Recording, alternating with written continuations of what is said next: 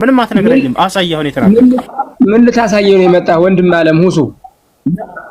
አሳየህ አሁን የተናገርከውን ማሳየት አትችልም አይደል? ዋሽተሃል።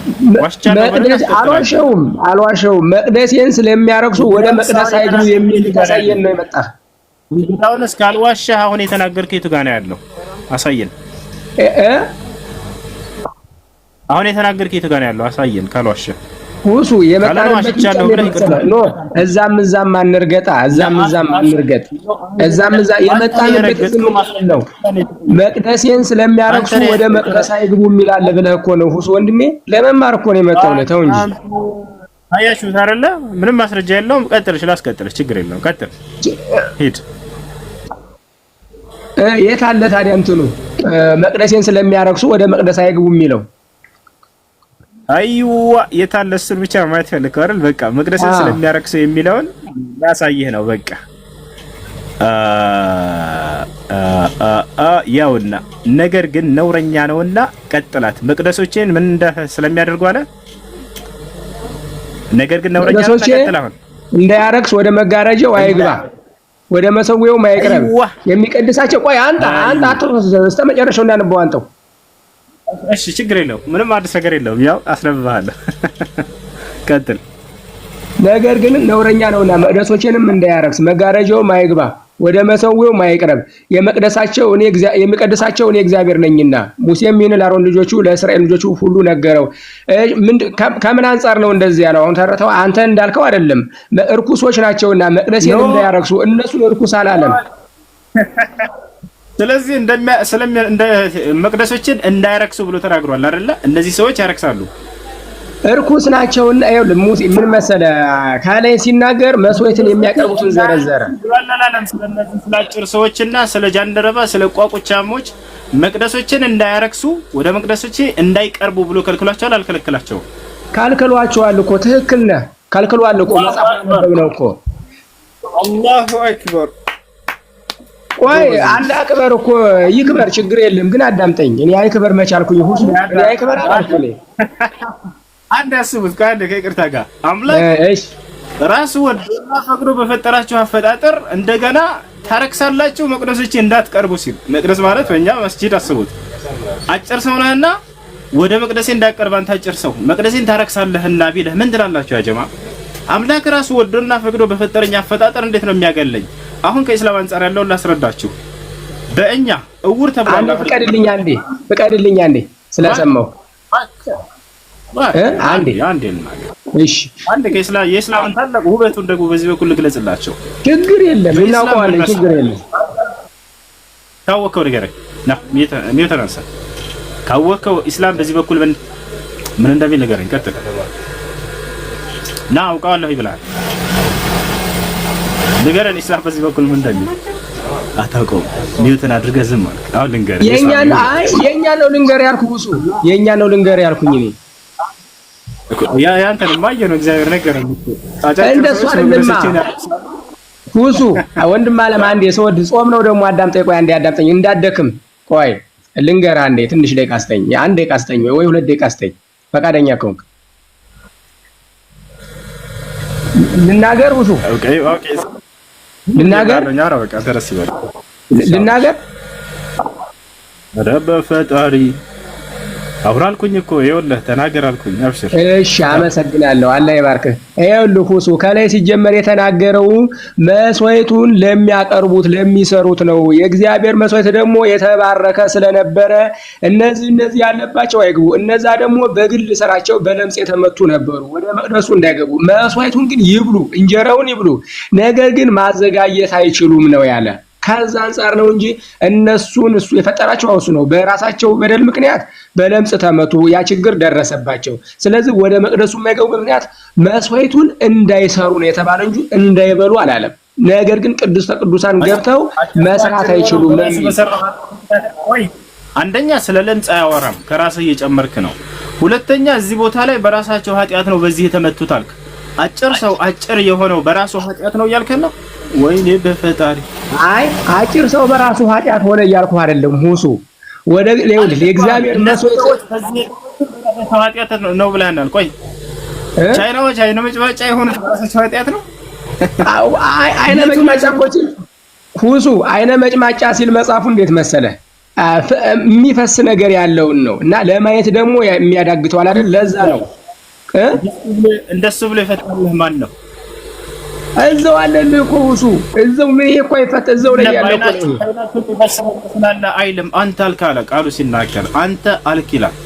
ይሁዳን ሲጠይቁት ይዘውት ፈሪሳውያኖች አንተ ኢየሱስ ነህ አሉት። አንተ አልክ አይ ሁሱ ከመጽሐፍ ቅዱስ እየኮረሽክ ቃሌም እውነት ነው እያልክ እያወራ ነው። ኧረ ተው ቁርአን እየኮረሽክ ኢየሱስ የተናገረውን ቃል ወደ አንተ ወስዳለህ። ይሄ ራሱ ምን ማድረግ አይቻልም። እንዴ ነው አምላክ በፈጠረህ አፈጣጠር ራሱ እርኩስ ነህ ሲል አስበዋል። አምላክ በራሱ በፈጠረህ ወዶና ፈቅዶ በፈጠረህ አፈጣጠር ያረክሳሉ እነዚህ መቅደሶችን እንዳይቀርቡ አለ። አሁን አጫጭር ሆነው የተፈጠሩ ክርስቲያኖች ይሄን ቢያነቡ ምንድነው ስሜታቸው? ቢያንስ ለስሜታቸው ሲባል ይሄ ጥቅስ መውጣት አለበት። እኔ እንደ ሐሳብ ለክርስቲያኖች አጭር የሆነ ሰው ይሄን በሚያነብ ጊዜ እውር የሆኑ ሰዎች ይሄን በሚያነቡ ጊዜ ወደ መቅደሶቼ እንዳይቀርቡ እንዳያረክሱ እነዚህ ሰዎች እንዳይቀርቡብኝ ብሏል እግዚአብሔር። ራሱ ወዶና ፈቅዶ ፈጥሯቸው ለሽ እንደ እስላም ካላችሁ ግን ይሄ ሰውዬ ይሄ በፍጹም አይቻልም፣ አይፈቀድም። ማንኛውንም ሰው አላህ Subhanahu Wa Ta'ala ራሱ ወዶና ፈቅዶ በፈጠረው አፈጣጠሩ እርኩስ ነውና ይሄ ወደ መቅደሴ ወይንም ወደ መስጂዴ መሪ ይሆን ዘንድ መስዋዕትን እንዳይቀርብ ዘንድ እንዳይቀርብ አላለም። መስዋዕት እንዳቀርባለን እኛ ለምሳሌ ለአምላካችን አላህ Subhanahu Wa Ta'ala ግን ያንን አጭርም ሰው ይሁን አይነ መጭማጫ ይሁን ድንቅ ይሁን እሱ ጉዳዩ አይደለም። አላህ Subhanahu Wa Ta'ala በተቻለ ነው ይሄን ይመስላል። ለማንኛውም እስላም በዚህ በኩል ምን ይላል ከተባለ ነብያችን ሰለላሁ ዐለይሂ ወሰለም ባጭር ቃል ገልጸውታል። ለላህ ላ ينظر الى صوركم والى اجسامكم ولكن ينظر الى قلوبكم واعمالكم አሉ። አላህ እናንተን ወደ ውጭ ተክለ ሰውነታችሁ ወደ አካላዊ ቅርጻችሁ አይመለከትም አሉ። ነገር ግን ወደ ልባችሁና ወደ ስራችሁ ነው የሚያየው። አምላክ አላህ Subhanahu Wa Ta'ala ራሱ ወዶና ፈቅዶ በፈጠረኝ አፈጣጠር በፍጹም ከሌሎች አለየኝ። ቦታቸው አለ አይደል? ሰላም ያ እሺ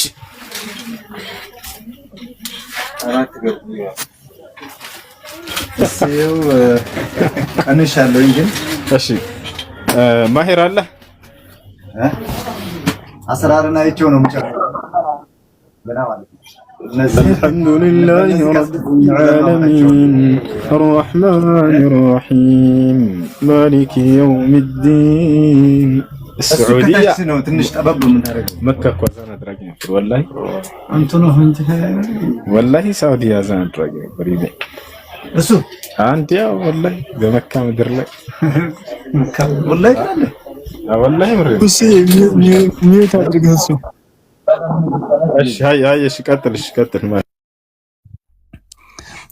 መጽሐፍ ቅዱስ ለምን ሴት ልጅን ደካማ አድርጎ እንደፈጠራት ታውቃላችሁ?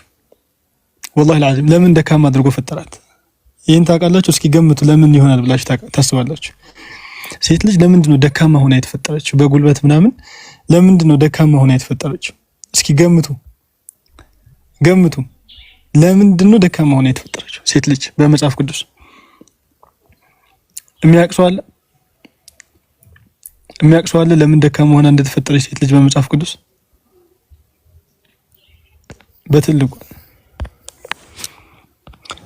በትልቁ አድርጉኝ አንዴ፣ በትልቁ አድርጉኝ ላሳያችሁ።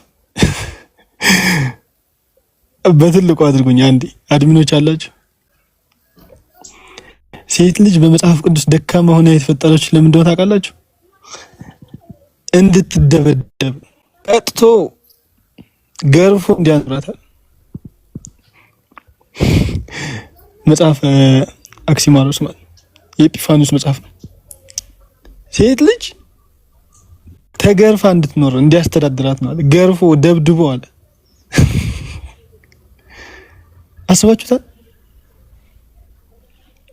አስባችሁታል?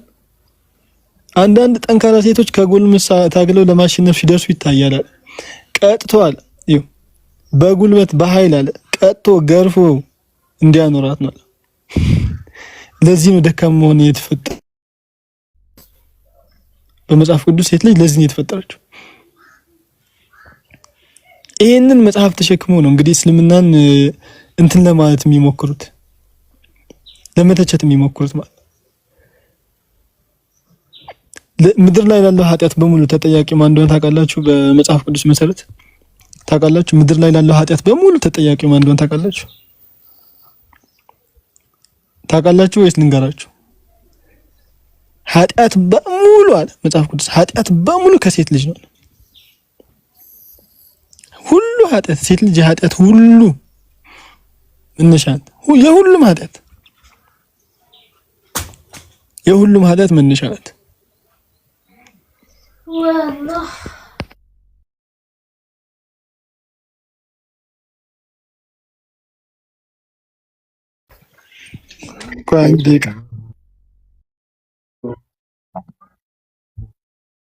ቆይ አንዴ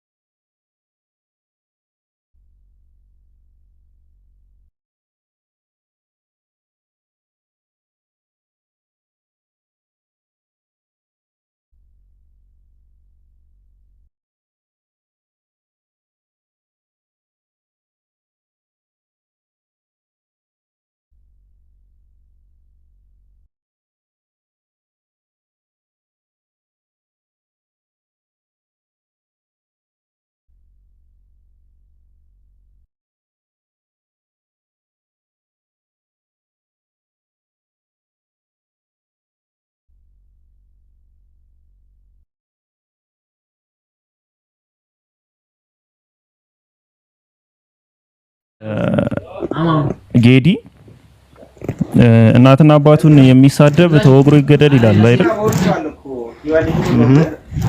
አሁን እሱን ፓርት ብናየው ላይክ ወደዚህ ዘመን በታመጣው ያንን ፓርት ቁንጥጫ አይበቃውም፣ ሰውየው ላይክ መገረፍ አይበቃውም ከመገደል በላይ። አይ እኔ ከዘመኑ ጋር ሳይሆን የማያይዘው አሁን ካለው ስርዓት ማለት ጀስት ከህዝቡን ወይ ደግሞ ማህበረሰቡን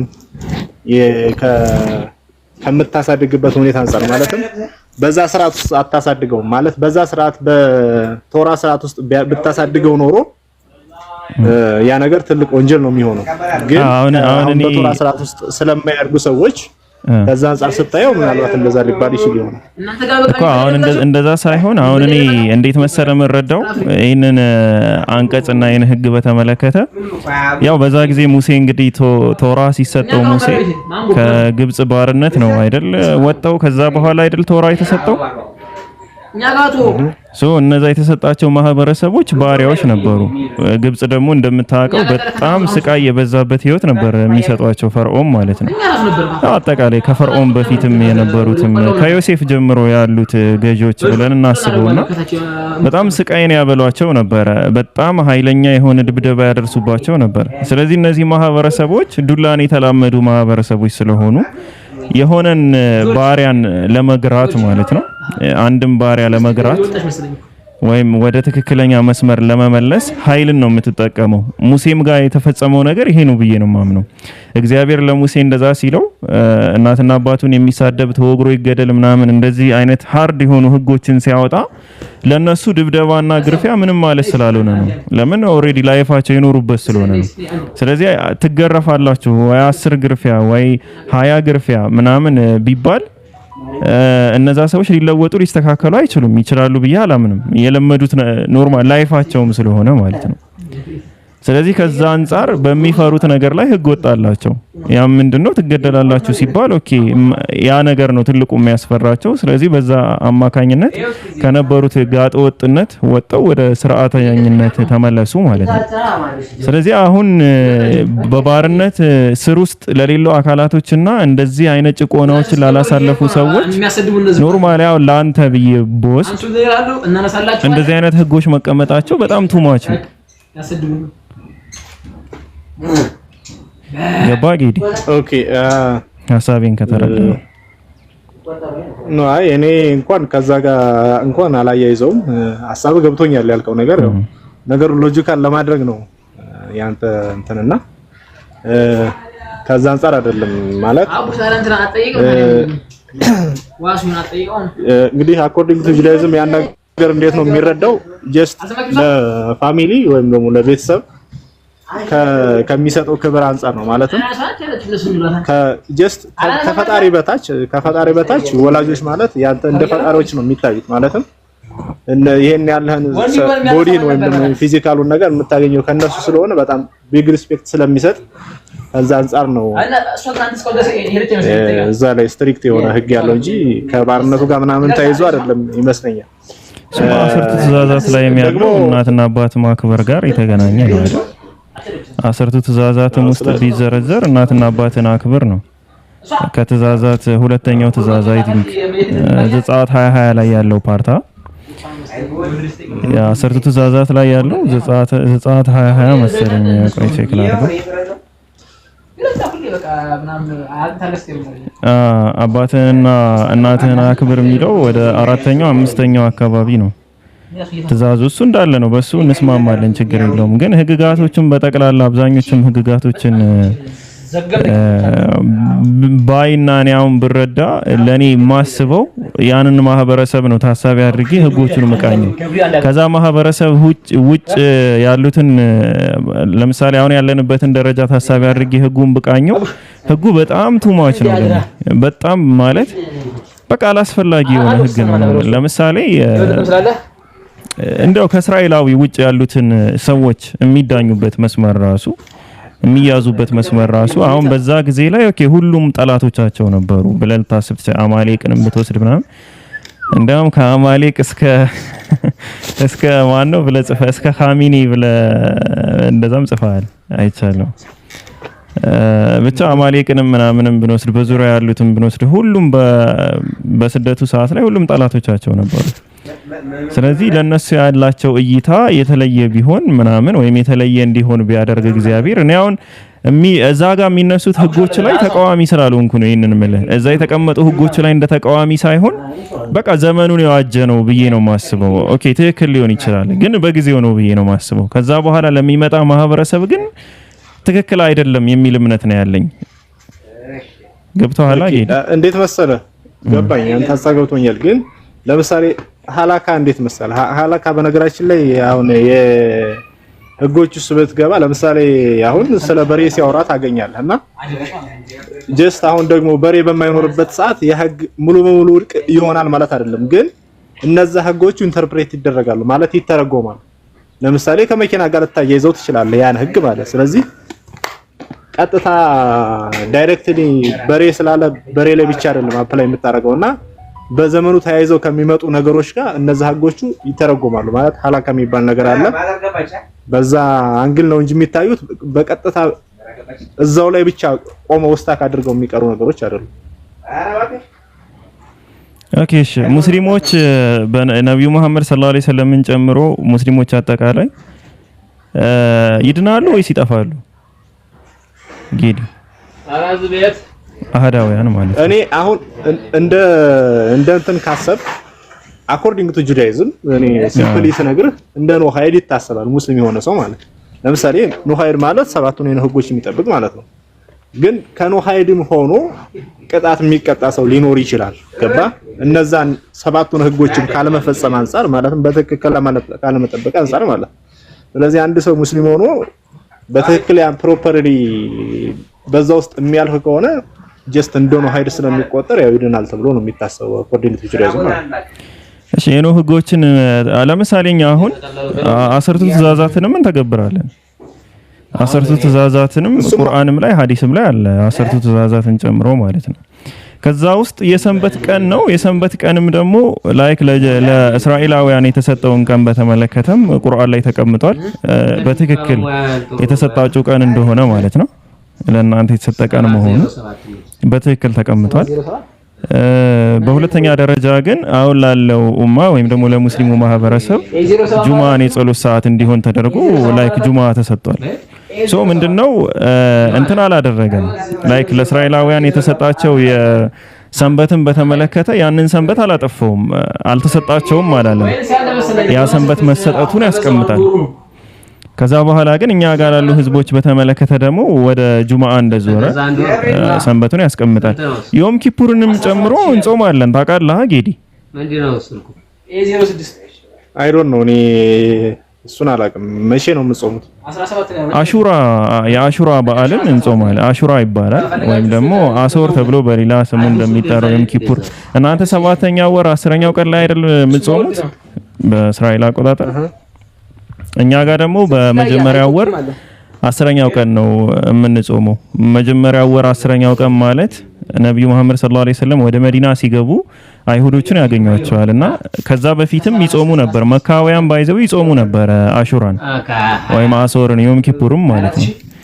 ከዛ መካውያን ስለ ጣዖታውያንም ጨምሮ ማለት ነው። ያው የእስማኤልና አብርሃም ጋር በተያያዘም ቅሪታ አለው ተብሎም ስለሚታመን ጾሙ ራሱ ከዛ አይሁዶችን ያገኟቸውና ነቢያችን ሰለላሁ ዐለይሂ ወሰለም ይጠይቋቸዋል። ለምንድን ነው የምትጾሙት አሹራን ብለው ሲጠይቋቸው ያው ስለ ዮም ኪፑር ይነግሯቸዋል ማለት ነው። ታላቅ በዓል እንደሆነና ታላቅ ጾም ተብሎ ላይክ በጾምም እንደሚያሳልፉት ምናምን በሙሳ አማካኝነት እንደሆነ ብቻ ያለውን ነገር ታውቀዋለህ። እሱን ከነገሯቸው በኋላ እሳቸውም ደግሞ ይሄ ለኛም ተገቢ ነው ብለው የአሹራን ቀን 10ኛውን ቀን ብቻ ሳይሆን 9ንም ጨምረው ማለት ነው የአሹራን ቀን ይጾማሉ። ይሄ መዲና በገቡበት ሰዓት ላይ ዮም ኪፑርና አሹራ አንድ ላይ ነው የነበረ ማለት በተመሳሳይ ቀን ነው ያለው። ጌዲ እየተንኮሻኮሸ ነው ማይክ ያው ስራ ቦታ ስለሆንኩ ምናልባት ድምጽ ሊኖር ይችላል። እሺ ሚዩት አድርገውና እያነሳ ታወራኛለሽ። አሁን አሪፍ ነው ማተራሽ 10ኛውን ቀን በተመለከተ ይጾማሉ። ላይክ መዲና ላይ ሲገቡ ዮም ኪፑርና አሹራ አንድ ላይ ነበረ። ያው ሪዝኑም ተነገራቸው። ቀጥታ ወደ ጾም ነው የገቡት። ከዛ በኋላ ግን ቀኑ ተለያየ። ለምንድን ነው የተለያየው? እስራኤላውያን የጨረቃ አቆጣጠር ብቻ ሳይሆን የፀሐይንም አቆጣጠር ይተገብራሉ በፋሲካ በዓል ምክንያት። ፋሲካ በጸደይ ወር መዋል ስላለበት በጸደይ ወቅት ማለት መዋል ስላለበት ያም ስለሆነ የታዘዘው እንደ መጽሐፍ ቅዱስ ሁሌም በጸደይ እንዲውል የጨረቃ አቆጣጠር ላይ የፀሐይን አቆጣጠር ትጨምራላችሁ። እንደ እስልምና ደግሞ ወራቶች 12 ናቸው፣ በጨረቃ ነው የሚታወቁት። ከነዛ ወራቶች ላይ ደግሞ አረቦች የመጨመርም የመቀነስም ባህሪ እና ዝንባሌ ስለነበረባቸው ያ ነገር ተከልክሏል በቁርአን። ወራቶች ላይ አትጨምሩ አትቀንሱ የሚል ማለት ነው። በዛ ምክንያት ተለያየ። ከዛ በኋላ ላይክ እናንተ በፀሐይና ጨረቃ ቅልቅል የሆነ አቆጣጠር ስለምትቆጥሩ እኛ ሙስሊሞች ወይም ደግሞ አረቦች አጠቃላይ ሙስሊሞች ደግሞ በጨረቃ አቆጣጠር ብቻ ስለሆነ የምንቆጥር ከዛ በኋላ ዮም ኪፑር የሚውልበት ጊዜና አሹራ የሚውልበት ጊዜ ተለያየ። እኛ ግን ስቲል ግን እንጾመዋለን። የአሹራን በዓል 9ንም 10ንም ጨምረን እንጾመዋለን። ሪዝኑም ደግሞ አንድ አይነት ነው። ከሙሳ አለይሂ ሰላም ጋር በተገናኘ ያለ ሪዝን ነው ያለን እና ይህንንም አይ ቲንክ ጌዲ አታውቀውም ነበር መሰለኝ።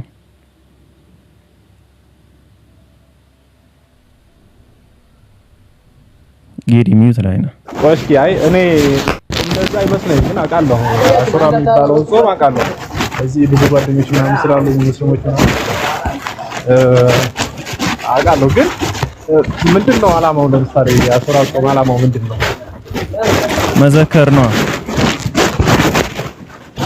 ምንድነው መዘከሩ? ሙሳ አለይሂ ሰላም እስራኤላውያን የአላህ ህዝቦች ማለት ነው በዛ ሰዓት ላይ የአላህ ህዝቦች አንደኛ ከግብጽ አገዛዝ ነፃ የወጡበት፣ ሁለተኛ ደግሞ ከጥጃ አምልኮ ከጥጃ ሐውልት አምልኮ ይቅር የተባሉበትና ዳግም ተውራትን የተሰጡበት ወቅት ነው ብለን ስለምናምን ጊዜ ነው ብለን ስለምናምን በዛ ምክንያት እንጾመዋለን። ዝክሩ ያ ነው። ኦኬ ያው ትንሽ ያው ይሆን አሪፍ ነው። አሪፍ ነው። አሪፍ ነው። አይ ስልህ አሁን 10ቱ ትእዛዛትም አለ እስልምና ላይ። 7 የሆኑ ህጎች ምን ምን ናቸው? 7 የሆኑ ህጎች ሰርች ላድርገው ወይስ በቃል ታውቃቸዋለህ? 7 የሆኑ ህጎች ያው እንግዲህ የመጀመሪያውና ዋነኛው ነገር አንድን አምላክ በብቸኝነት መገዛት ነው። ይሄ ዋናው ነገር ነው። ሲቀጥል ደግሞ የአምላክን ስም በከንቱ አለመጥራት ወይም ደግሞ አለማርከስ ወይም ደግሞ አለመስደብ የሚባል ነገር ነው። ሶስተኛው ደግሞ አለመስረቅ አለ፣ አለመግደል አለ። ከዛ በኋላ ስለ ሶስት ነው የጨመራችሁበት ከ10ቱ ትእዛዛት ላይ ሶስት ነው የጨመራችሁበት አይደለም? ከኖህ 7 ህጎች ላይ 3 ህግ ተጨምሮ ነው 10ቱ ትእዛዛት ነው። አይ ትንሽ ይለያያል። ለምሳሌ ለምሳሌ ስለ አመጋገብ በተመለከተ ነው አንደኛው ህግ፣ ሌላኛው ደግሞ በጣም ይረብሻል እያሉ ነው ከታች ጌዲ እንትን ኤርፎን አድርጋ ነው። ኧረ ኤርፎን አድርጋ ነው። ኦኬ ያው ነው ኤርፎን ነበር ታወራ የነበረው። ያው ነው ይንኮሻኮሻል በጣም። ማይኩን ምን እያረከሩ ምን አድርግ ነው የምትለው? ኧረ ረፍት ስጠው ማይኩን። እስካሁንም እኮ እንደዚሁ ነበረ። እሺ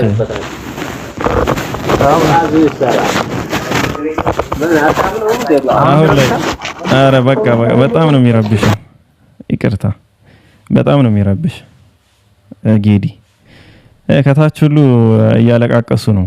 ኧረ ጆሮዬ ኧረ ምናምን እኔ ራሱ በኤርፎን አድርጌ ተረበሽኩና የእግዚአብሔር የአምላክህን ስም በከንቱ አትጥራ የሚለው ዘጸአት 27 ላይ ያለው ምዕራፍ 20 ቁጥር 7 ማለት ነው ላይ ያለው ከ10ቱ እስካሁን የነገርከኝ 10ቱ ትእዛዛት ውስጥ እስኪ ቆይ ሰርች ላድርገው። ኦኬ እሺ አሁንም ይረብሻል። ፒኬ አሁን በጣም ጸዴ ነው። ኦኬ ሁለቱ ህጎች ማለት ከ10ቱ እንትን ጋር አይገናኙም። ሁለቱ ህጎች ማለት ምንና ምን? አንደኛው ህግ ስለ ምግብ ነው። እንስሳቶችን መመገብ እንዴት እንደሚችሉ ማለት ህይወቱ እያለ ሰውነቱን ቆርጦ መመገብ እንደሌለባቸው ማለት ሙሉ መታረድ አለበት እንስሳቱ የሚል ህግ ነው። ሁለተኛው ደግሞ እነዛን ከላይ የተሰጡትን ህጎች የሚያስፈጽም ኮርት ወይም ደግሞ ፍርድ ማቋቋም አለባቸው። የፍትህ ስርዓትን መዘረጋታ እዚያ አውጥቻቸው ነበርና መዘረጋት እንዳለባቸው ጣዖትን አለማምለክ ይላል፣ ፈጣሪን አለመስደብ፣ ግድያን መከልከል፣ ዝሙትን መከልከል፣ ስርቆትን መከልከል፣ ከህያው እንስሳ ስጋን ቆርጦ አለመብላትና የፍትህ ስርዓትን መዘርጋት ይላል። ጥሩ አይ እነዚህን እንኳን እናሟላለን። ስለዚህ ሁለት ቻንስ ነው ያለን። እንደዛ ነው። የሚያሳዝነው ግን አንተ አንድ ቻንስ ብቻ ነው ያለ ታውቃለህ። የሚገርም ደግሞ የኔ አንዱ ቻንስ ራሱ አስተማማኝ ነው። አይ እሱን እንኳን እርግጠኛ መሆኑ ይከብዳል፣ ግን ችግር የለም ይሁንና እንደው ኢፍ ብለን ብንወስድ ነው እንጂ ለአስተማማኝነቱ እንኳን ከኛ በላይ አስተማማኝ አለ ብዬ አላስብም።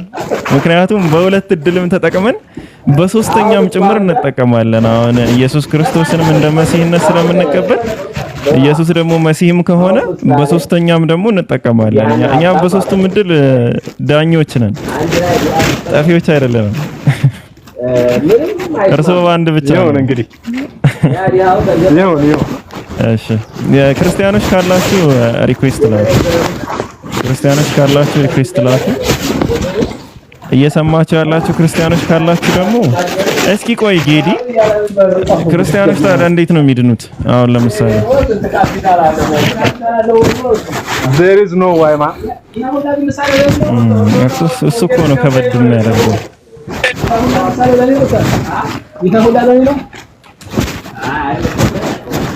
አንዴ ሶሪ ሚዩት ላደርግ ነው። እሺ ጌዲ እየረበሸ ስለሆነ ድምጽ ስትፈልግ ሚዩት አንስተህ ታወራለህ። ናቲሻ እንዴት ነህ? ናትናኤል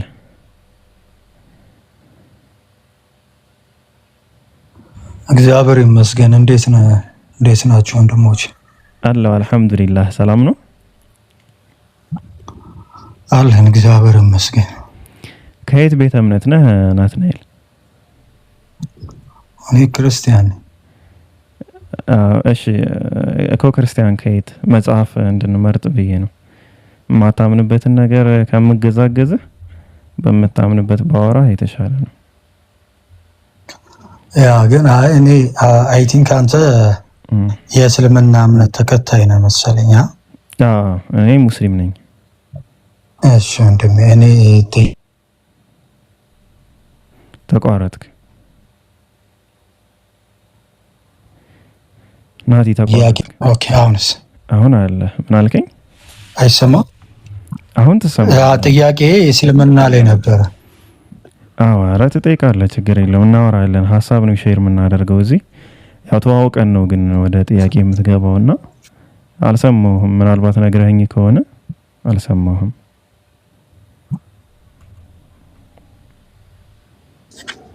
እምነቴን ነው? ከየት ቤተ እምነት እንደሆንክ? ፕሮቴስታንት። እሺ አሁን ጌዲ ጋር ስናወራ የነበረውን ሰምተሃል? ጌዲዮን ይሁዲ ነው። ያ ሰባቱን የኖህ ህጎች እንዲሁም 10ቱን ትእዛዛት መርጠህ ከሁለት አንዱ ትተገብራለህ ማለትም ትከተላለህ። ላይክ መዳን የሚገኘው በሁለቱ እንደሆነ አስቀምጠዋል። እስራኤላዊ ከሆነ 10ቱን ትእዛዛት ጠብቆ እንዲሁም 613 ለሙሴ የተሰጡ ህጎች አሉ። እነዛ ህጎች እንዳሉ ሆነው ማለት ነው። በዛ መንገድ እነሱ ይድናሉ። ከእስራኤላዊ ውጭ ያሉት ደግሞ ሰባቱን የኖህ ህጎች እስከጠበቁ ድረስ ይድናሉ። ከዚህ ውጭ ግን ድነት የለም ብሏል። አንተ ፐርሰናሊ አንተ የትኛውን ነው የምትከተለው? ወይ 10ቱን ትእዛዛት ነው ወይም ደግሞ ሰባቱን የኖህ ህጎች? አሁን አዲስ ኪዳን ላይ አይደለ? አዲስ ኪዳን በጸጋ ነው ያመንነው እዳም ነው ብለን ነው የምናምነው። ኢየሱስ የቱን ነበር የሚከተለው ናቲ? ማለት ኢየሱስ 10ቱን ትእዛዛት አይቀበልም ነበረ? ትቷቸው ነበር? አልተዋቸውም። ያስተምራል እኮ። ካስተማረ አንተ ለምን ነው አስተምሮ አልፏል። አንዳንዱን ደግሞ ለምሳሌ ደቀ መዛሙርቱ ሰንበት ቀን ላይ ያለውን ደቀ መዛሙርቱ እሸት ከትፎ ሲበሉ ሰንበትን አያከብሩም ምናምን ብለው እንዲሁም ፈውስ ሲደረግ እንዴት በሰንበት ትፈውሳለህ ሲሉ እና አንዳንዱን ህግ አሻሽሎታል፣ የበለጠ እንደውም አጠንክሮታል። አውቆ ገባኝ። ሰው የሻረው ህግ አለ ከ10ቱ ትእዛዝ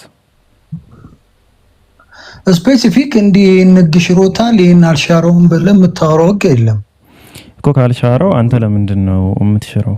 ላይክ 10ቱ ትእዛዛት አይደለም ትርጉም አልባ እንደሆኑ የምታነሳበት ምክንያት አንተ ምንድነው? የኔ ጥያቄ ማለት ነው እኮ ህጉና ስርዓቱን ፍጹም ሆኜ መፈጸም እንደማልችል ስለተገባ መሰለኝ ጌታ ኢየሱስ ክርስቶስ የመጣው። ከዛም በኋላ ድህነት በእምነትና በጸጋ የሆነበት ምክንያት ሪዝን ያ ነው።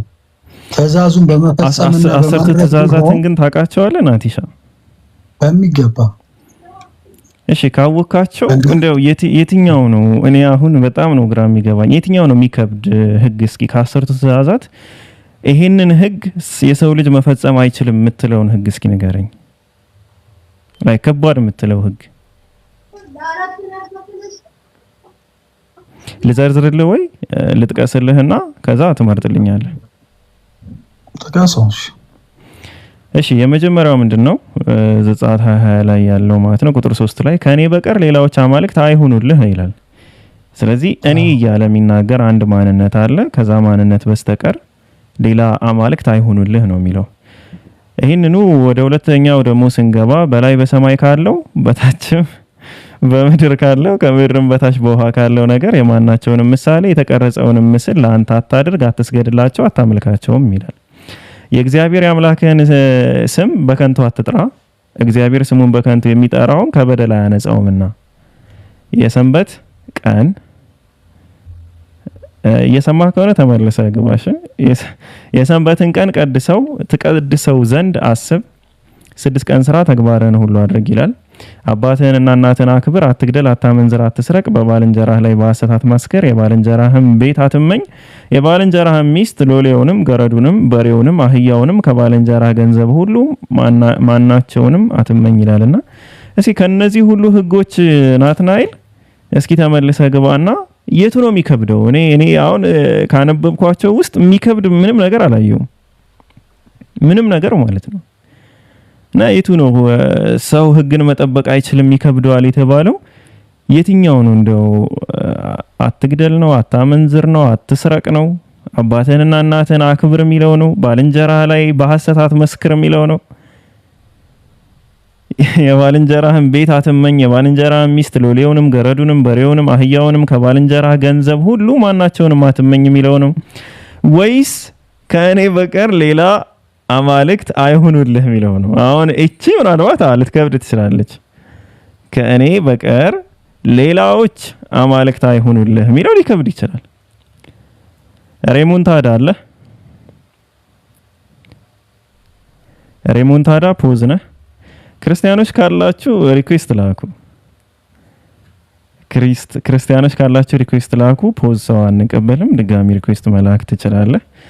እና ጌዲ አሁን ከ10ቱ ትእዛዛት የሚከብድ የሰማኸው አለ ጌዲ? እኔ ምን ፒኬ ወይ አብረን እንዋጋ አለው እኮ። የሚገርምህ እኮ እዛው ላይ ሞሼ ራሱ እንትና አይ ቲንክ ዘዳግም ይመስለኛል በሬ ወዲያጁ አብረን ሲናገር ርቀሃል ጌዲ። ይሰማል ግን ርቀሃል። አብሮህ ያለው ሰው የሚያወራው ነው ካንተ በላይ እየተሰማ ያለ አይደለም። አሁን አሪፍ ነው። እሺ ህጎቹን ተፈጽማቸው ዘንድ ለአንተ ከባድ አይደሉም ብሎ ራሱ ሞሼ ይናገራል። ለመፈጸም ራሱ ከባድ እንዳልሆኑ ሞሼ እዛው ላይ ይናገራልና ክርስቲያኖች ደግሞ ከባድ ናቸው ይላሉ። ኢቭን ራሱ አምላክ ሰው መፈጸም የማይችለውን ህግ አምጥቶ ሰው ላይ እንደዚህ እያደረገ ከሆነ ይሄም ራሱ ሌላ ቀልድ ነው እኮ። በጣም ከባድ እኮ። እኔ አሁን ህጎቹን መፈጸም ሲል ላይክ ከዚህ ውጭ አንዴ ሶሪ ሚውት ላደርግ ነው። ስትቀርብ ደግሞ ይተሻሻል ማይክ። ሰው ምናልባት 613 ህጎችን እኔ በዝርዝር አላቃቸውም። ከነሱ ውስጥ ምናልባት ከባድ ህጎች ሊኖሩ ይችላሉ፣ አላቅም። 10ቱ ትእዛዛት የሚባሉት ህጎች ግን አንደኛ ጥቅላዊ ናቸው፣ ሁለተኛ ደግሞ በጣም ቀላል ናቸው። ማለት የሚከብድ ነገር የለውም። አሁን ከዚህ ውስጥ እኮ ጾም የለም፣ ሰላት የለም፣ እንደ ሩጥ ተመለስ እንደዚህ የሚል ነገር የለም። አትግደል፣ አታመንዝር፣ አትስረቅ። በጣም 3 ቀላል ነገሮች፣ ሰው በቀላሉ ሊተገብራቸው የሚችሉ ነገሮች። አትግደል፣ አታመንዝር፣ አትስረቅ። በባልንጀራህ ላይ በሐሰት አትመስክር። በቃ ሐሰት ምስክር አለመስጠት ማለት ነው። የባልንጀራህን ቤት ምቀኝነትን ማቆም ነው። የባልንጀራህን ቤት አትመኝ፣ የባልንጀራህን ሚስት፣ ሎሌውንም፣ ገረዱንም፣ በሬውንም፣ አህያውንም ከባልንጀራህ ገንዘብ ሁሉ ማናቸውንም አትመኝ ይላል። እኔ ከነዚህ ውስጥ እኔ አላየውም የሚከብድ። እንግዲህ ክርስቲያኖች ወአለይኩም ሰላም ወራህመቱላሂ ወበረካቱ። ናይ ሐቂ አህያው አትመኝ የምትለዋ እስከ አሳያት። ምክንያቱም ኢየሱስ አሁን ለምሳሌ ያለ ፈቃድ የጓደኛው አህያ ወስዶ እንዲያም አህያው ላይ ያደረጉትና ተጓዘ ይላል አይደል መጽሐፍ። ያ አህያው አትመኝ ምን ማለት ነው? መጀመሪያ ትርጉም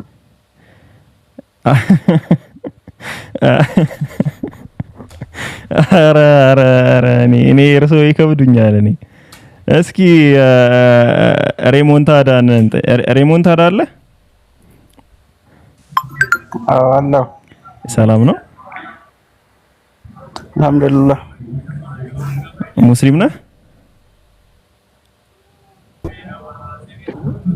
አዎ። ሬሞንታዳ ምን ማለት ነው?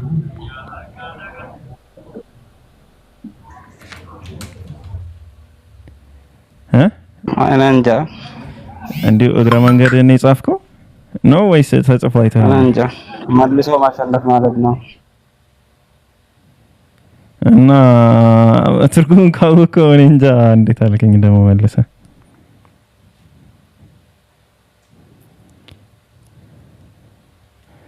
የምን ሀገር ቋንቋ ነው? እኔ አሁን ሰርች አድርጌያታለሁ። በቃ ላፋጥ ሰርች አድርጌ አሁን አግኝቼዋለሁ ትርጉሙን። የምን ሀገር ቋንቋ ነው? ስፓኒሽ ነው መሰለኝ። ስፓኒሽ አንተ ትልቅ ሰው ነው። የስፓኒሽ ነው መልሶ ማሸነፍ ሳይሆን መልሶ ማገገም ይላል። እዚህ ጋር ያገኘው ትርጉም ያው ነው። የአንድ አባት ልጆች ናቸው። ችግር የለውም። ጳውሎስ ካሳውን ማለት ነው። ፒኬ ማለት ጳውሎስ ካሳውን ስምክ ነው። የጎረቤቴ ስም ነው። እኔ ተወሻው ነው በጊዜው። በውሰት ነው ያገኘሁት። በስለ እሺ ጥያቄ አለ ሬሞንታዳ? ያዳመጥኩ ነው። መርሃባ። እሺ ከታች ይሰማል። እናመሰግናለን ስለገባ። ክርስቲያኖች ካላችሁ ሪኩዌስት ላኩ እና ናይ ሐቂ ዝም ያልኩ ሐሳብህን ክርስቲያኖች ሲመጡ ቀጥታ የመጀመሪያው ጥያቄ አሁን አንተ ያነሳው ጥያቄ ነው እና 10ኛው ትእዛዝ ላይ ነው። ባይዘው ይሄን ትእዛዝ ቀይረውታል እኮ ነው። አልቀየሩትም። ይሄን የቀየሯትማ ሁለተኛዋን ትእዛዝ ነው። በላይ በሰማይ ካለው በታችም በምድር ካለው ከምድርም በታች በውሃ ካለው ነገር የማናቸውንም ምሳሌ የተቀረጸውንም ምስል ለአንተ አታድርግ፣ አትስገድላቸው፣ አታምልካቸውም የሚለውን 10ቱ ትእዛዛት ብላችሁ ጉግል ላይ ሰርች ብታደርጉ እንዳለ በፎቶ በምናምን የሚመጡት ላይ ባልንጀራን እንደራስ አድርገህ ውደድ በሚል ተቀይሯለች። እቺን አታገኙዋትም። ባልንጀራን እንደራስ አድርገህ ውደድ የሚለው አዲስ ኪዳን ላይ ኢየሱስ የጨመረው እሱን ነው የምታገኙት ከ10ሩ ጋር ማለት ነው። እና ግን ሎሌውንም ገረዱንም በሬውንም አህያውንም ከባልንጀራ ገንዘብ ሁሉ ማናቸውንም አትመኙ የሚለው ግን እኔ እርሶና ሐቂ ይከብዱኛል። ሌሎቹ ከቻሉት እስኪ እንግዲህ እናያለን። ለኔ ግን እርሶ ይከብዱኛል። ክርስቲያኖች ካላችሁ ሪኩዌስት ላኩ። ጥያቄ ያላችሁ ሙስሊሞች አንድ ቁጥር ጻፉ። ለማዳመጥ የመጣችሁ ፎሎ እያደረጋችሁ እና ከታች እንደሚሰማ ደግሞ አትዘንጉ።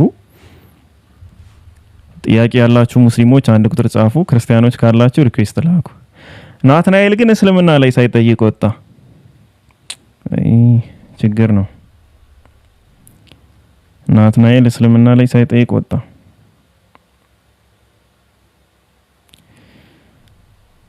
በውስጥ ዛሃራን በውስጥ አናግሯት። እሺ በውስጥ አይ ቲንክ ትመልሳለች። ሌሎች እህቶች ካሉም ወይም ወንድሞች ካሉ በንጽጽር እንትን ሰለምቴዎችን የሚያስተናግዱ እነሱን ኮንታክት አድርጉ። እሷ ላይም ስራ ከማብዛት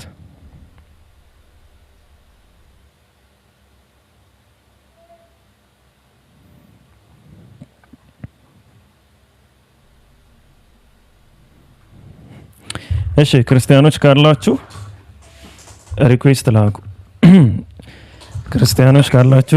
ላኩ። አይሁድና ኦርቶዶክስ ጴንጤዎች አንድ መጽሐፍ ቅዱስ ላይ ያለው ምዕራፎች ነው ከፋፍለው የሚቀበሉት ወይስ የተለያዩ መጽሐፍ ቅዱሶች? አተረጓጎም ላይ ልዩነት ይኖራቸዋል እና አዲስ ኪዳንን አይሁዶች አይቀበሉም። ኦርቶዶክሶች ደግሞ አዲስ ኪዳን ላይም ብሉይ ኪዳን ላይም ጭማሪ መጽሐፎች አሉ፣ እነሱን ይጠቀማሉ።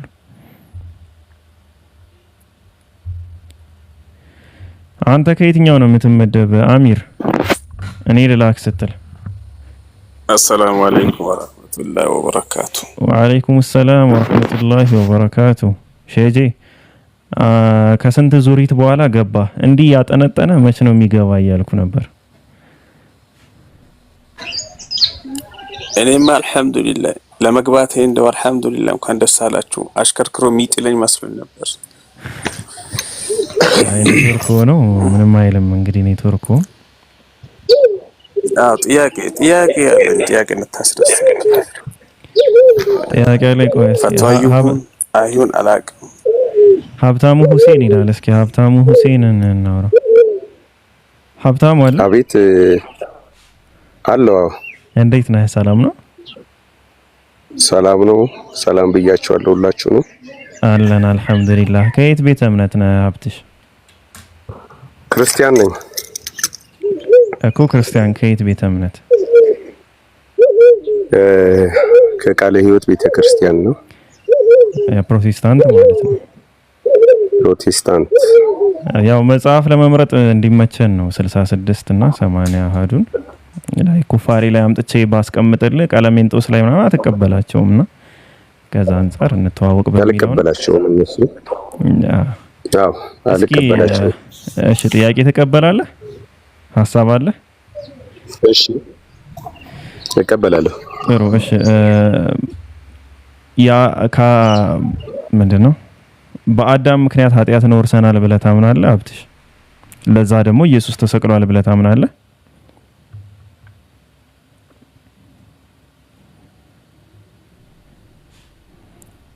ሀብትሽ ተቋርጠሃል፣ ጸጥ አለ።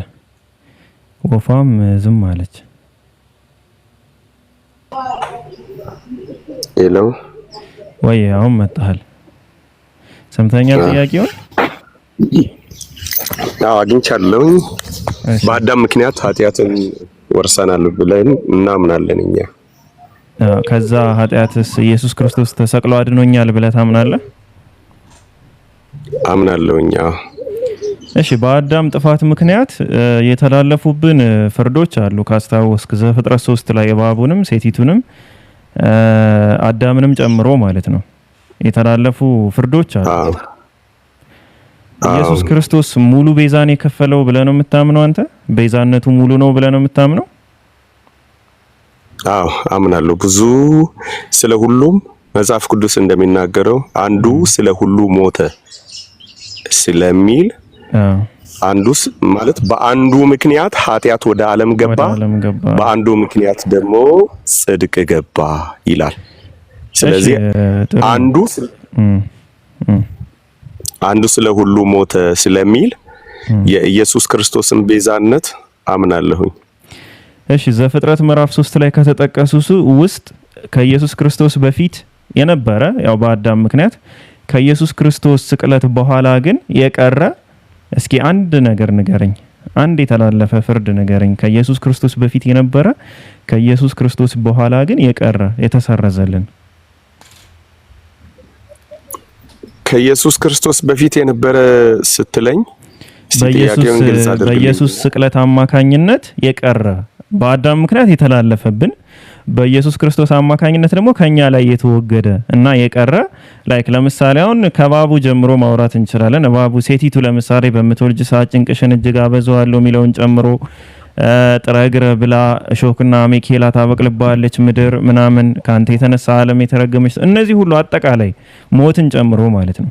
እነዚህን ሁሉ በጠቅላላ አይተን ከኢየሱስ ክርስቶስ በፊት የነበሩ ናቸው እነዚህ። ከኢየሱስ ክርስቶስ በኋላ የቀረ እስኪ አንድ ነገር ንገረኝ። እንግዲህ በአዳም ኃጢአት ምክንያት የተላለፉብን ናቸው እነዚህ። ምን ቀረ? አዎ አንተ እንዳልከኝ አሁንም ማለት ኃጢአት በኢየሱስ ክርስቶስ ቀረ ስንለን በእምነት በኩል ማለት በማመን በኩል እሱም በማመን በኩል ፍርድ እንደሌለ ማለት የሰው ልጅ ኃጢአትን ብቻ አሁንም አይሰራም ማለት አንችልም። ኃጢአት ይሰራል። ኃጢአት ስለሚሰራ ኃጢአቱ ደግሞ በእምነት በኩል ነው ይቅር የሚባልለት እንጂ አሁንም ኃጢአት ቆሟል የምንለው ነገር አይደለም። ሰው እየተላለፈ የኔ ጥያቄ ግን ገብቷል። እስኪ ጥያቄና አንዴ ድገምልኝ ከይቅርታ ጋር። ምን ነበር የጠየቁ? በኢየሱስ ክርስቶስ በፊት የነበሩ ኃጢአትና ኢየሱስ ክርስቶስ በማመን የቀረ ኃጢአት አይደለም።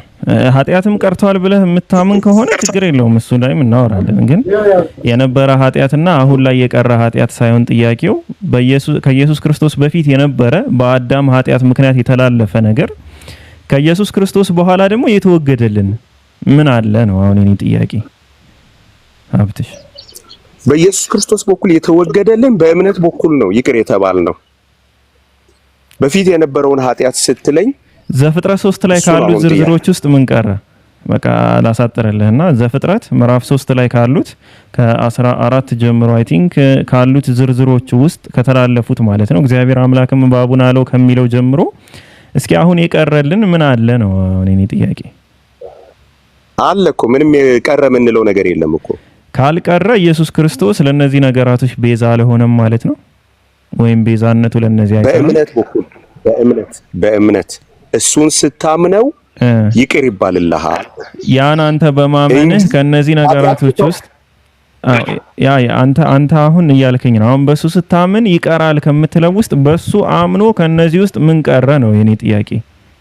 ምን አለ መሰለ መዝሙረ ዳዊት ላይ የሚለው ኃጢአቱ ይቅር የተባለችለትና እንዲሁም መተላለፉ የተከደነለት ይላል። አሁን ኃጢአት ይቅር አይባልም ነበረ ሀብታሙ? የኃጢአት ይቅርታ አልነበረም ከኢየሱስ ክርስቶስ መሰቀል በፊት ነበር። አሁን እዛ ጋር ስታይ ህግ አለ፣ ከህግ በፊት አለ። ሰዎች ከህግ በፊት የነበረውን ኃጢአት የሚያውቁት በአእምሮ ነው። በአእምሮ በኩል ያንን ኃጢአት ያውቃሉ። ህግ ከመጣ በኋላ ግን መተዳደሪያው ምንድነው? ህግ ነው። በአእምሮ የሚታወቅ ህግ ከመምጣቱ በፊት በአእምሮ የሚታወቀው ይታወቃል። ሰዎች በማወቅ ያውቃሉ። ግን በአዳም ምክንያት የመጣ በኢየሱስ ምክንያት የቀረ ምን አለ? አረ ጥያቄ እኮ ግልጽ ነው ሀብትሽ። በአዳም ምክንያት የመጣብን በኢየሱስ ምክንያት የቀረልን ነገር ምን አለ? በእምነት ይቅር ተብሏል። አንድ ሰው ኢየሱስ ክርስቶስ ምን ቀረ? በእምነት እሺ፣ ምን ቀረ? ምጥ ቀረ? በእምነት ሮግሮ መብላት ቀረ? ሞት ቀረ? ምን ቀረ? ሀብታሙ ምንድነው? አንተ አሁን ኃጢአትን የምታየው ጥሮ መግራትን ጥሮ ግሮ መብላትን ነው እንደ ኃጢአት የምትለው? አዳም በመብላቱ የተላለፈበት ፍርድ ይሄ ነው። አሁን ከፍርዱ ምኑን የቀረ ነው የኔ ጥያቄ። ምንም ካልቀረ የኢየሱስ ክርስቶስ ስቅለት ምንድነው ትርጉሙ?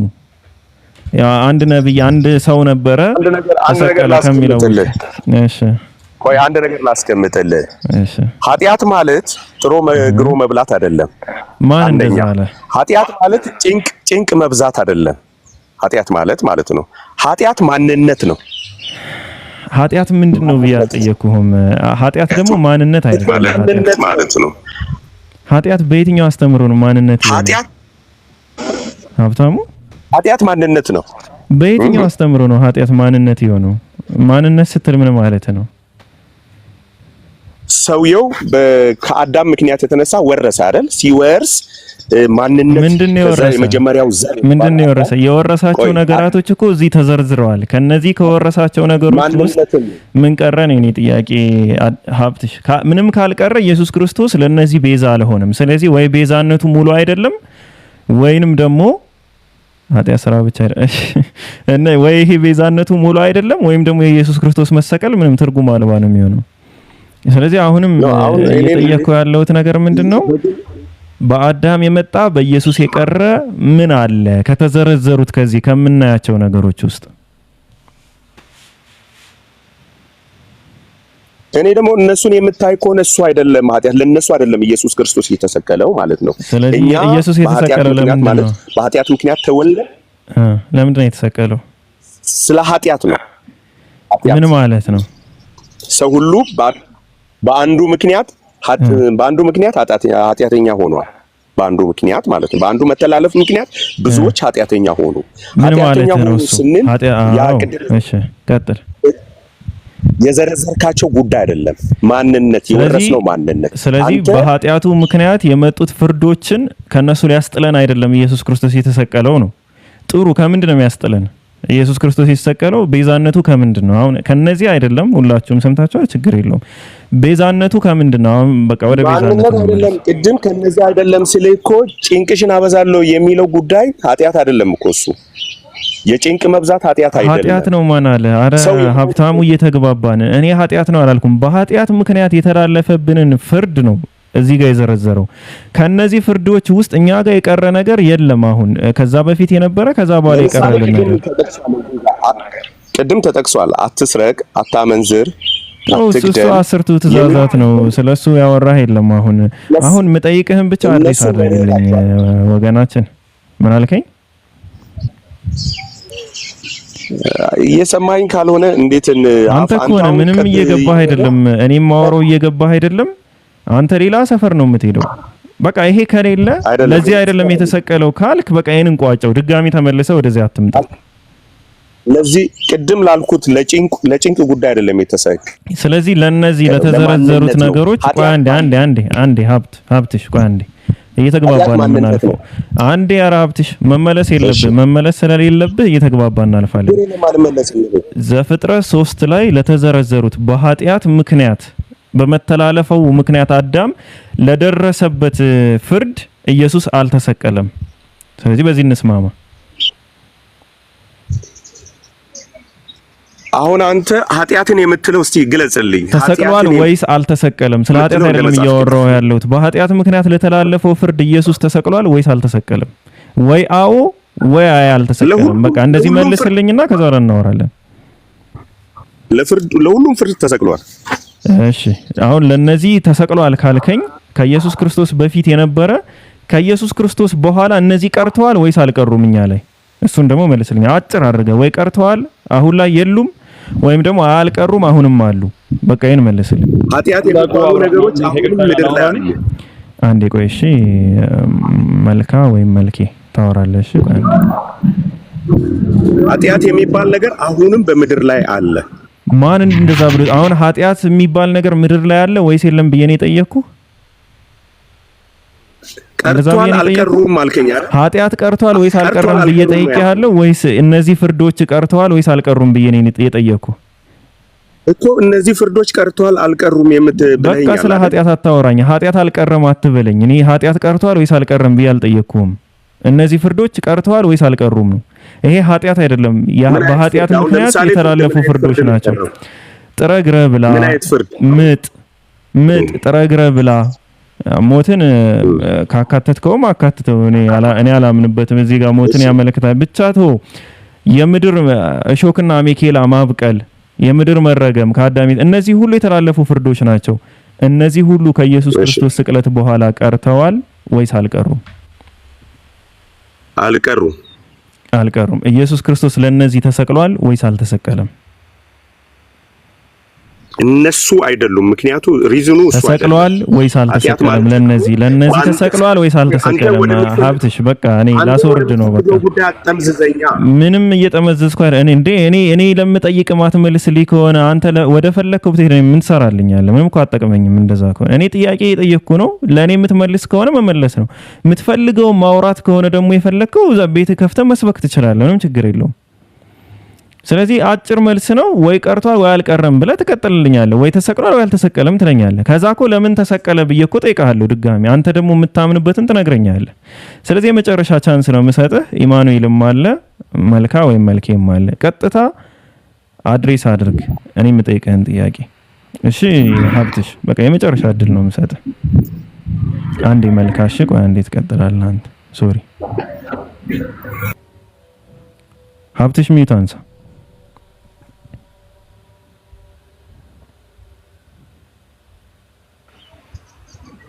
እሺ በቃ አሁን ቀጥታ አድሬስ አድርግልኝ። እነዚህ ነገራቶች ከኢየሱስ ስቅለት በኋላ አልቀሩም።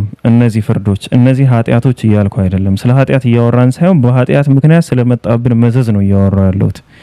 ስለዚህ አሁን ባጭሩ ነው የምትመልስልኝ። ኢየሱስ ክርስቶስ ለነዚህ ቅጣቶች ተሰቅሏል ወይስ አልተሰቀለም?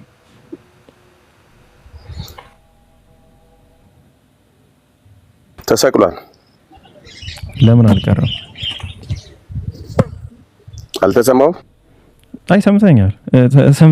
ተሰምተሃል። ከተሰቀለ ለምን እነዚህ ነገሮች አልቀሩም? 2000 ዓመት ሆነው ይኸው አሉ። አሁንም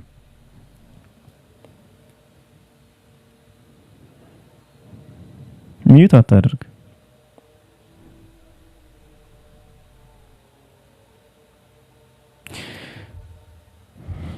በቃ እየሰራልህ አይደለም ማለት ነው። እሺ ኢማኑኤል ወይስ መልካ? ከሁለት አንዳቸው እንዴ ላስቸግራችሁና እኔ ትንሽ ሀሳብ አንስቼ ሉጣ ስራ እየሰራው ነው። እሺ ይቅርታ። ሀሳብ ከማንሳት በፊት ማን ልበል ስምህን? እዚሁ ያለው ስሜ መልካ ይባላል። መልካ። እሺ መልካ። ከየት ቤተ እምነት ነው መልካ? እኔ ከፕሮቴስታንት ነው። እሺ ቀጥል። በአሁኑ ዙሪያ ከሆነ ሀሳብ መስጠት የፈለከው ቀጥል።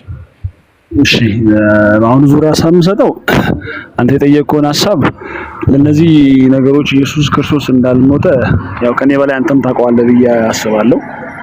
እዚህ ላይ ኢየሱስ ክርስቶስ ለሚበላው ለተራመ ለተጠማው አይደለም የሚሞተው።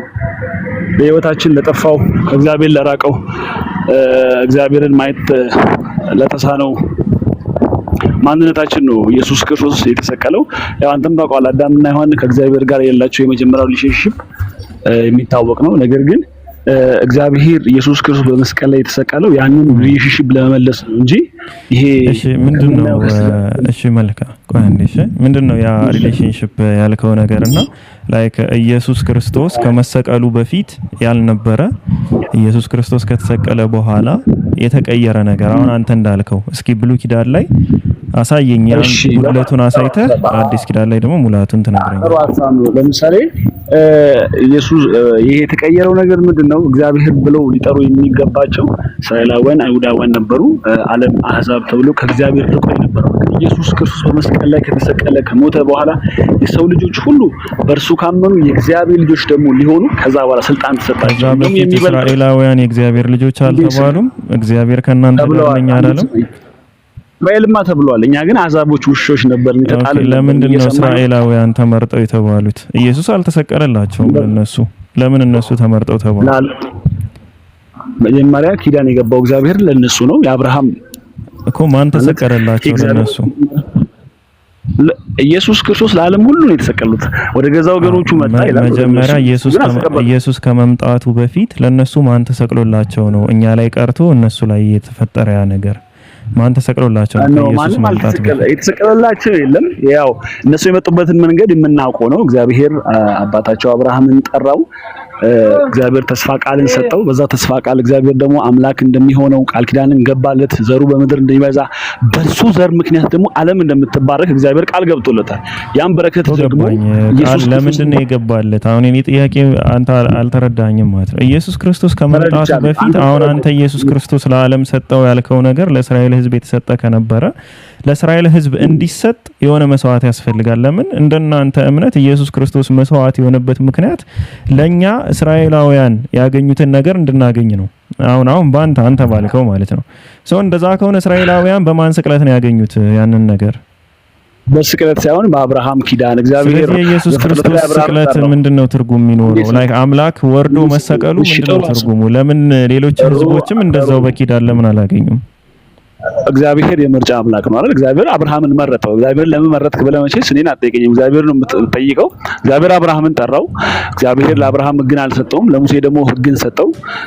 እንደዚሁም ደግሞ ተምሳሌትን ሰጥቶ ቅድስተ ቅዱሳን እግዚአብሔርን ማደሪያ እንዲሰራ አደረገ። ወደዛ ማደሪያ ደግሞ የሚገቡት ይሄ የሚታየውን ኃጢአት የሚሰሩትን በየዕለት ዕለቱ የሚያደርጉትን እነዚያን ነገሮች በኮርማ እስራኤላውያን የኢየሱስ ክርስቶስ መሰቀል አስፈልጓቸዋል ለመመረጥ ያስፈልጋቸው እንዴት እንደሚያስፈልጋቸው ልንገር። የኮርማን ደም ያቀርቡ ነበር።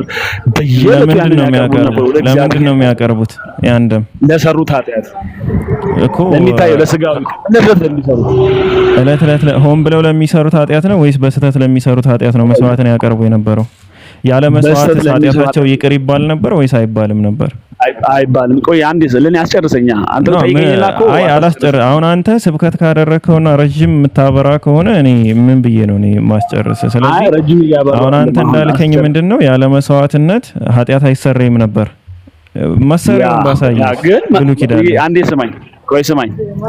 አንተ ከተላችሁ እስራኤላውያን የሚያቀርቡት መስዋዕት አንተም ትቀበላለህ አይደል? ምኑን ነው መቀበል? ትቀበላለህ አይደል? እስራኤላውያን መስዋዕት እንደሚያቀርቡ እንደነበረ የኮርማን ደም እንደሚያፈሱ እሱን ትቀበላለህ? አዎ ሳያስቡት ላጠፉት ጥፋት መስዋዕትነት ይጠየቁ ነበረ። እንዲሁም ደግሞ ብዙ በዓል አለ። 3 አይነት የመስዋዕትነት ስርዓት ሊኖራቸው ይችላል። እንደዛ አይነት ነገር። እሺ አሁን የሆነ ነገር ልጠይቅህ። ያ አንተ የምትስማማበት መስዋዕት እስራኤላውያን ከራብና ከህመም ይፈውሳቸው ነበር? ከምን ነበር ኃጢአታቸውን ማለት ከራብና ህመም ጋር የሚያገናኝ ነገር የለውም። ኃጢአት የሚሰረይባቸው መንገዶች አሉ። ከነዛ ውስጥ አንዱ ክራይቴሪያ ይሄ ነው። ግን ያለዛም ደግሞ የኃጢአት ስርየቶች ነበሩ። በጣም ጥሩ። ያ የሚሰዋው የኮርማ ደም በሽታን፣ ረሃብን፣ ችግርን፣ ስደትን አይደለም የሚያጠፋው አይደል? የሰሩትን ኃጢአት ከእግዚአብሔር ጋር ያላቸው ሪሌሽን ይመልሳል። እሺ ጥሩ ይመልሳል። ተስማምተናል? አዎ ያለ መስዋዕትም ይመልሳል፣ በመስዋዕትም ይመለሳል። ቀጥል።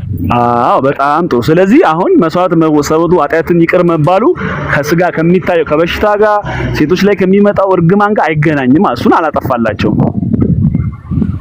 አሁን አጠፋም ሲጀመር በዛ ምክንያትም አይደለም መስዋዕት የጠየቃቸው ከመሰረቱ ራሱ። አንዴ ስማኝ። ስለዚህ እስራኤላውያንም ለስጋቸው አይደለም መስዋዕትን ያቀረቡት አይታል አይደለ? ለሚሰሩት ከእግዚአብሔር ጋር ላጣላቸው ለኃጢአት ነው። ስለዚህ ለሚሰሩት እንጂ አዳም ለሰራው አይደለም። መልካም አሁን ልዩነቱን ምንም እየተረዳችሁት አይደለም። እሺ አዳም ለሰራው ነበር የሚያቀርቡ አይደለም እነሱ ለሰሩት በቃ። ስለዚህ አሁን የኛ ኬዝ የነበረው የመጀመሪያው አዳም በሰራው ስራ ምክንያት እኛ ጋር ለተላለፈው ነገር ኢየሱስ ክርስቶስ ተሰቅሏል ወይስ አልተሰቀለም የሚል ነው። ጥያቄሽ አንዴ መልሽልኝ። አንዴ የሰው ስራ ላይ ሆኜ ይቅርታ ምን አልከኝ? አዳም በሰራው ኃጢአት ምክንያት እኛ የዛ ወራሽ ከሆነን ኢየሱስ ክርስቶስ ለዛ ከተሰቀለ ኢየሱስ ሙሉ ቤዛ ነው ሆነ ወይስ አይደለም የሚል ነው። የኢየሱስ መስዋዕትነት ለአዳም በወረስነው ኃጢአት ነው ወይስ አይደለም የሚል ነው። አንተ ለአዳም ከወረስነው ነው ብለህ ነው መተማመን ወይስ አይደለም? አዎ እንዴ። እሺ እስራኤላውያን ከአዳም ለወረሱት ኃጢአት መስዋዕት ያቀርቡ ነበር? ኖ እነሱ እግዚአብሔር ሕግን ሰጥቷቸው ነበር። ይሄ ለአዳም ኃጢአት ምንድነው? የሰው ልጅ ሁሉ የወደቀበት ኃጢአት ነው። እስራኤላዊ ብቻ አይደለም። እስራኤላዊ ኪዳን ሊኖረው ይችላል እኮ ገባኛ። ምንድነው የቀየረው ኢየሱስ ክርስቶስ? የሰው ልጅ ወደቀ አልክ። እሺ ወደቀ። ቆይ አንዴ መልካም አልገባህም ምን እያወራሁ ያለሁት? እሺ ይቅርታ። እሺ ሁሉም ጋር እንደዛ ነው አልከኝ። ኦኬ እሺ በአዳም ምክንያት ሁሉም ተላልፏል።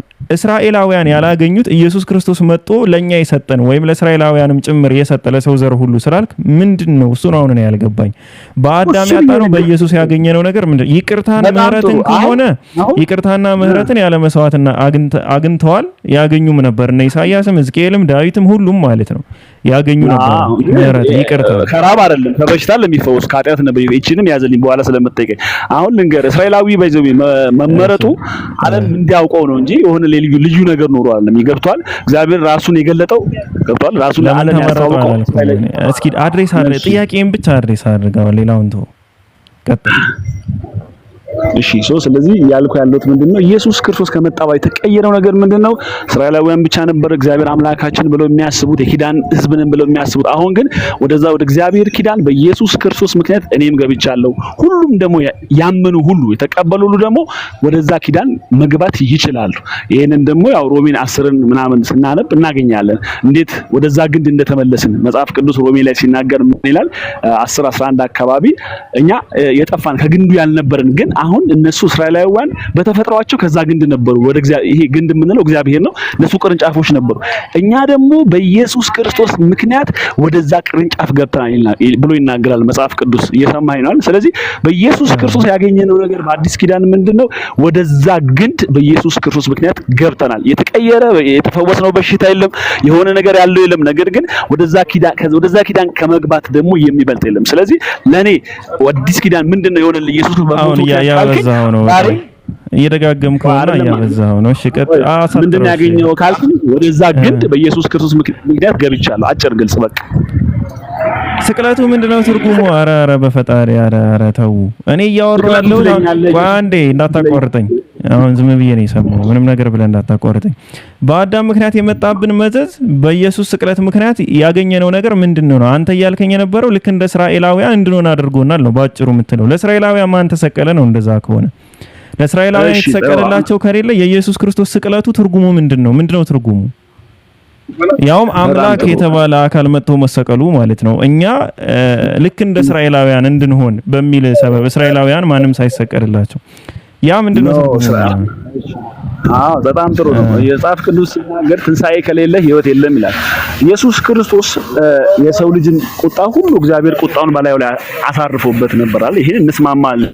እግዚአብሔር አምላክ የሰው ልጅ አዳም የሰራውን ቁጣ ሁሉ ጠቅልሎ በኢየሱስ ክርስቶስ ላይ አድርጎት ነበር። በዛም ማንነት ደግሞ ሞቷል። ቆይ እኔ ምን ልንሰማኛ እናንተ እንዳንተፋው አሁን እስራኤላውያንን ስታመጣ እኮ ቁጣ የሚባል ነገር የለም። የአዳም መዘዝ የአዳም ኮተት የሚባል ነገር የለም። በቃ እስራኤላውያን ላይ እሺ አሁን አንድ ነገር ልንገርህ። እሺ ቁጣ የሚለውን ነገር ልንገርህ። እኔም አሁን ለምሳሌ አንድ እስራኤላዊ የፈለገ ያህል እግዚአብሔር ኪዳኖች ሊኖር ይችላል።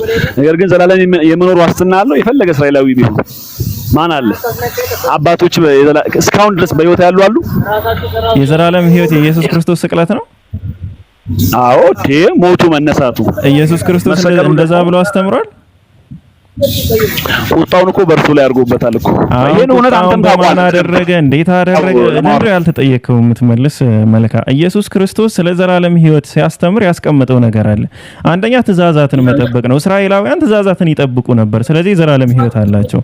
ሁለተኛ ደረጃ ደግሞ እውነተኛ አምላክ ብቻ ይሁን ካንተንና የላከውን ኢየሱስ ክርስቶስን ያውቁ ዘንድ ይህች የዘላለም ሕይወት ናት ነው ያለ። ሞቴ፣ ስቅለቴ፣ እንትኔ ምናምን ይሄ የዘላለም ሕይወት ነው ብሎ ማለት ትምህርቱ ላይ ኢቭን የለም እንደዚህ አይነት ትምህርት። አንድ ጥያቄ ከይቅርታ አንዴ ሻንተን ስርየት በምን ነበር የሚገኘው? እስራኤላውያን ስርየትን በምን ነው የሚያገኙት? በይቅርታ ያገኙታል። ይቅርታ በመጠየቅ ንስሐ በመግባት ምንም አያቀርቡ።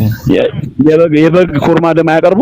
ምንም እሱ የሚያቀርቡበት ሁኔታ አለ፣ ማያቀርቡበት ሁኔታ አለ። ግን ምንም ሳያቀርቡ ለምሳሌ ዳዊት ለይቅርታ ግን ይፈስ ደም አለ። ቆይ አንዴ መልካም ለይቅርታ ይኸውልህ፣ አሁንም ደግሜ ልንገርህ፣ በስህተት ለሚሰሩት ኃጢአት አዎ ደም ያፈሱ ነበር። ሆን ብለው ለሚያጠፉት ኃጢአት ግን እግዚአብሔር በይቅርታ ነበር የሚቀበላቸው። እንደ ምሳሌ እንደው ቀለል ያለ ምሳሌ ልስጥህና ዳዊት ቤርሳቤህ ላይ ለፈጠረው ዝሙትና ባሏን በማስገደሉ ምክንያት እግዚአብሔር ይቅርታውን ነው የተቀበለው።